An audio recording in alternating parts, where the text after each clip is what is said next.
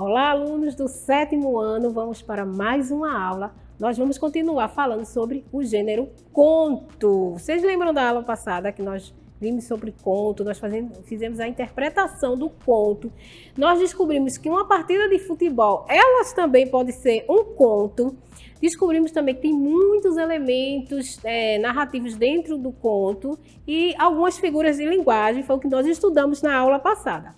Nessa aula, nós vamos ver a característica desse gênero, os elementos do conto, os tipos de conto, e a leitura e interpretação de um conto, ok? Vamos lá. Então, o conto ele é uma narrativa literária caracterizada pelo tamanho curto, com foco em determinado acontecimento. Ele nasce a partir da necessidade humana de se comunicar, de contar e ouvir histórias.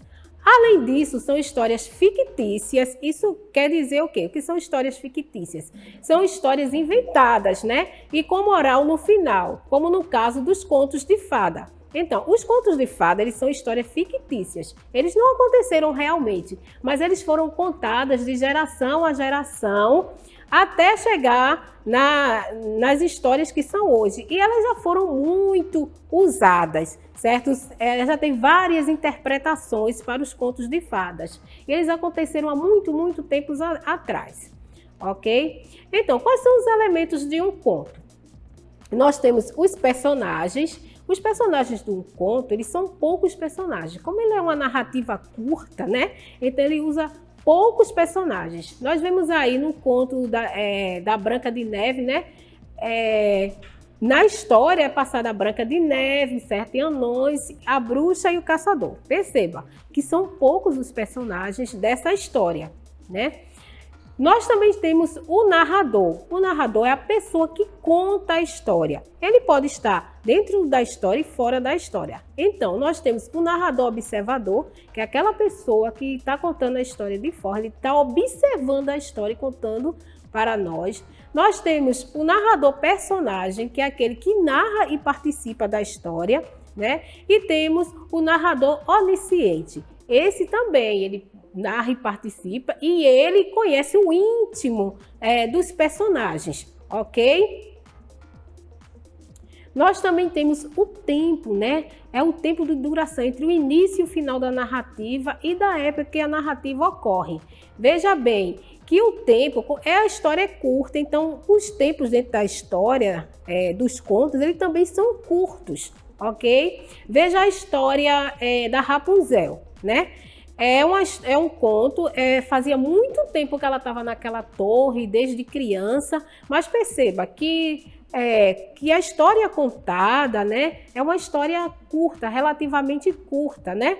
Então, ela podendo ser minutos e até alguns dias, mas é possível, né, que algumas histórias ela passem a ser durante muitos anos.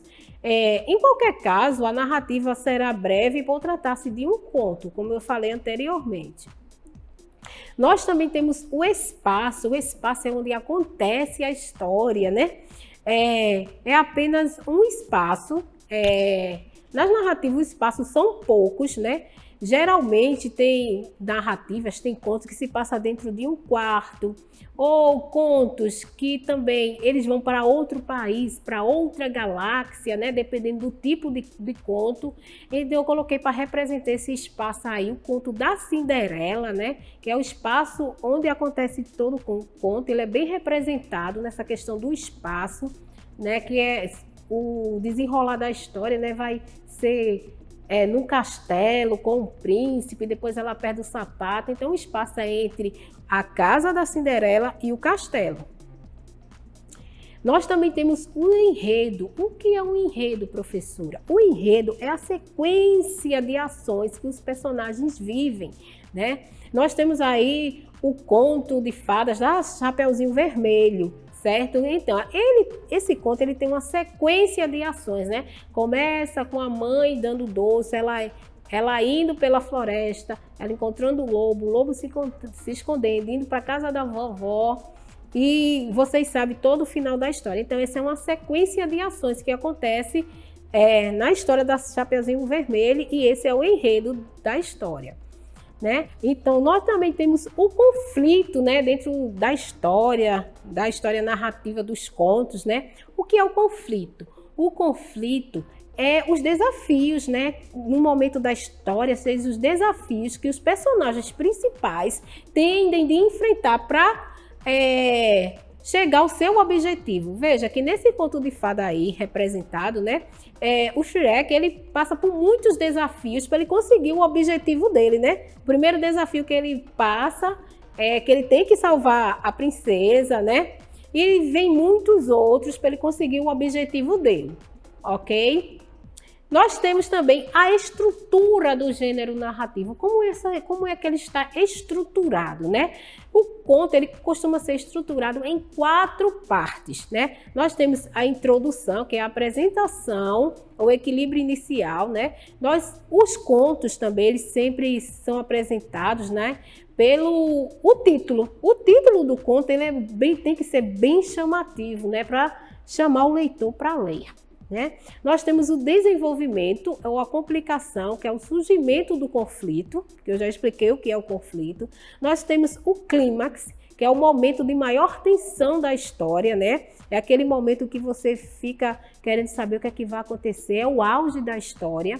E nós temos a conclusão, que nada mais é do que o desfecho, a solução daquele conflito. Ok? Até aí tudo bem? Deu para entender? Então vamos adiante, né? Eu coloquei aqui uma ilustração, um texto, né? Veja, nós temos o título, né? Que eu falei para vocês, o título ele tem que ser atraente, chamativo, né? Histórias para o Rei, é um conto, né? De Carlos Drummond de Andrade. Vamos ler comigo esse conto? Nunca podia imaginar que fosse tão agradável a função de contar histórias, para a qual fui nomeado por decreto do rei. A nomeação colheu-me de surpresa, pois jamais exercitara dotes de imaginação e até me exprimo com certa dificuldade verbal. Mas bastou que o rei confiasse em mim para que as histórias me jorrassem da boca à maneira de água corrente. Nem careci inventá-las, inventavam-se a si mesmas. Este prazer durou 6 meses. Um dia, a rainha foi falar ao rei que eu estava exagerando. Contava tantas histórias que não havia tempo para apreciá-las e mesmo para ouvi-las. O rei, que julgava minha fecúndia uma qualidade, passou a considerá-la um defeito e ordenou que eu só contasse meia história por dia e descansasse aos domingos. Fiquei triste, pois não sabia inventar meia história. Minha insuficiência desagradou e fui substituído por um mudo, que narra por meio de sinais e arranca os maiores aplausos. Veja como foi que esse texto ele é estruturado. Nós falamos a questão da estrutura do texto, né? Nós temos o título, que esse título ele tem que ser atraente. Nós temos a situação inicial, né? Que é a introdução, que eu falei. Nós temos a complicação ou conflito gerador, que a complicação ou conflito gerador é quando, né, a rainha diz que não está gostando das histórias, que são histórias longas, aí gera um conflito. O clímax, né, é quando ela vai contar para o rei, e o desfecho da história, né, é que ele foi substituído. Ok? Então aqui está bem estruturado para você compreender. Nós temos os tipos de conto. Vocês sabiam, existem vários tipos de conto. Eu representei aqui apenas 3, mas existem outros, certo? Nós temos o conto de fada, o conto maravilhoso, que são aquelas histórias que envolvem princesas, fadas, príncipes, bruxas, dragões, gigantes, gnomos, personagens fantásticos do folclore. Nós também temos o conto de terror ou conto de horror, né? Que são personagens lendários como vampiros, lobisomens, mortos-vivos e vários personagens. Temos o conto fantástico também, né? Que são narrativas curtas que levam um elemento absurdo a cenário e personagens do próprio cotidiano.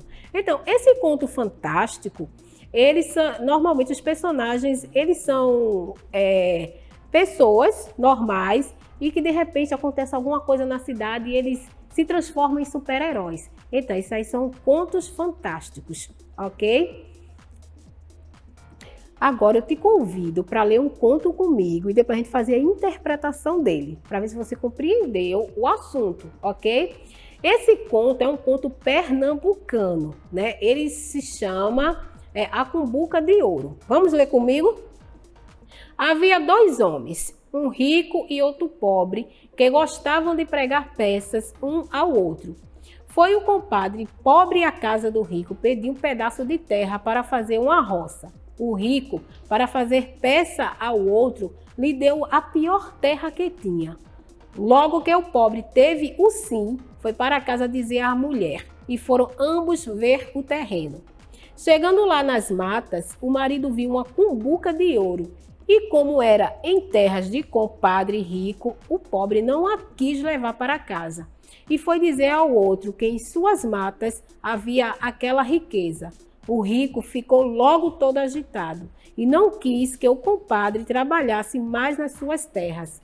Quando o pobre se retirou, o outro largou-se com a sua mulher para as matas a ver a grande riqueza. Chegando lá, o que achou foi uma grande casa de marimbondos. Meteu-a numa mochila e tomou o caminho do mocambo do pobre, e logo que o avistou foi gritando: "Ó, compadre, fecha as portas e deixa somente uma banda da janela aberta."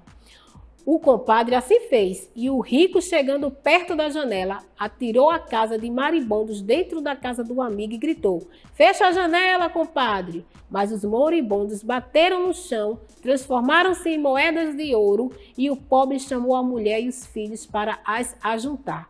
O ricaço gritava então: "Ô, compadre, abra a porta!" Ao que o outro respondia: "Deixe-me, que os maribondos estão me matando." E assim ficou o pobre rico e o rico ridículo.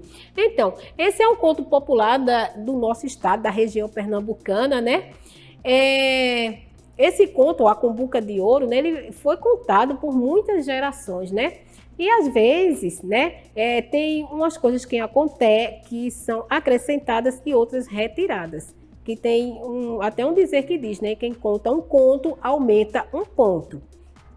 Vamos fazer a interpretação do conto, né? Qual o conflito que originou a história, né? O que foi que esse conflito aí entre os dois compadres? O que foi que originou essa história aí, né? Então, foi o homem pobre ter encontrado uma cumbuca de ouro nas terras do compadre rico. Então, quando ele encontrou essa cumbuca de ouro, aí gerou conflito entre os dois. Até aqui tudo bem? Deu para compreender? Vamos para a outra, né? A maior graça dessa história acontece devido a um desfecho inesperado. Qual foi esse desfecho? Qual foi esse desfecho da história inesperado? Que ninguém esperava que acontecesse, né? Isso foi quando o rico achou que ia pegar o pobre, jogando dentro da casa dele uma casa de marimbondo. Veja, quando afinal, magicamente, cada moribundo se transformou em moeda de ouro, enriquecendo aquele que não tinha nada. Então isso aí foi o grande desfecho da história, o desfecho inesperado.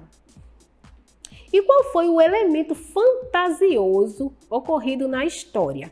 Vocês sabem? Isso mesmo, foram os marimbondos que se transformaram em moedas de ouro. Só lembrando a vocês que esse conto, ele chama-se conto popular, certo? No conto, o narrador é também personagem ou apenas conta a história sem participar dela? O que é que vocês acham? Será que ele é um narrador observador, aquele que só observa a história, que só conta por fora? Será que ele é um narrador personagem, aquele que participa da história? Ou será que ele é um narrador onisciente? A gente viu isso lá no começo da aula. Isso, ele apenas conta a história sem participar dela. Então, ele é um narrador observador. Então, pessoal, a nossa aula sobre conto, ela foi até aqui. Eu espero que essa aula tenha sido muito proveitosa para vocês. E até a próxima aula do 7º ano.